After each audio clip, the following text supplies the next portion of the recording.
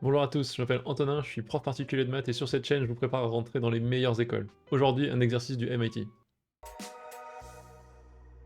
Pour bien commencer cet exercice du MIT, ce qu'il faut, c'est décortiquer l'énoncé point par point.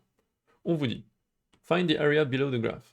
Donc ça veut dire trouver l'aire sous la courbe. Tout de suite, vous pensez intégrale. Donc vous voulez en dessous de la courbe définie par y égale log de x puissance 3 sur x. Donc premier point, le petit 3 ici, ça veut dire qu'on applique le cube à log de x. Donc c'est pas log de x cube, c'est log de x, le tout au cube.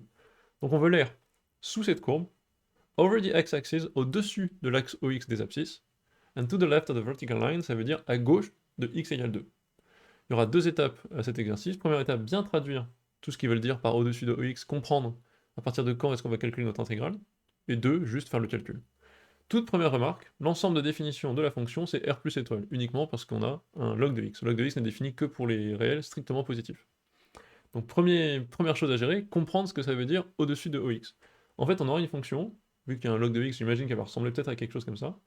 Nous, ce qu'on va vouloir, c'est l'aire qui est sous la courbe, au-dessus de l'axe. Donc c'est celle-ci, mais qui s'arrête, avant ce que j'ai fait là, qui s'arrête à 2. Donc on va faire l'intégrale entre un nombre mystérieux ici, et 2.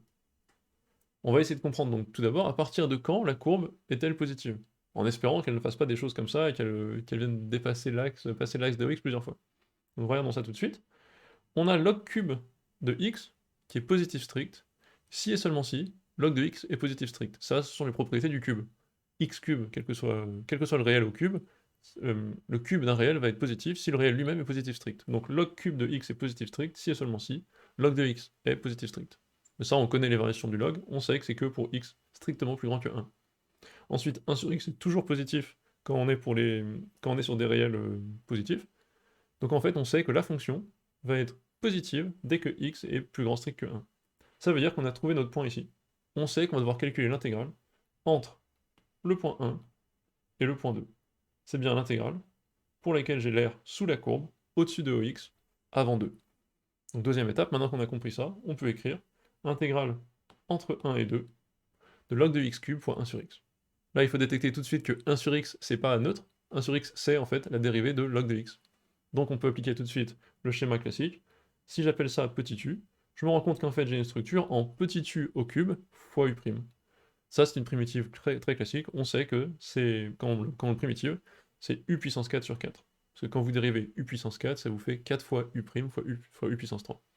Vous divisez par 4 pour retrouver u cube fois u'. On applique cette formule, u cube fois u', et on trouve tout de suite que i vaut u puissance 4 sur 4, ça donne log de x le tout puissance 4 divisé par 4, entre 2 et 1. Au point 2, ça fait donc log de 2 puissance 4. Au point 1, ça fait log de 1 égale 0. On obtient log de 2 puissance 4 sur 4. Voilà pour cet exercice de MIT. C'était assez simple, dès que vous avez bien systématisé votre analyse et décomposé en deux parties distinctes, de comprendre quelle est l'intégrale, puis la calculer. J'espère que c'était clair, et je vous dis à une prochaine vidéo.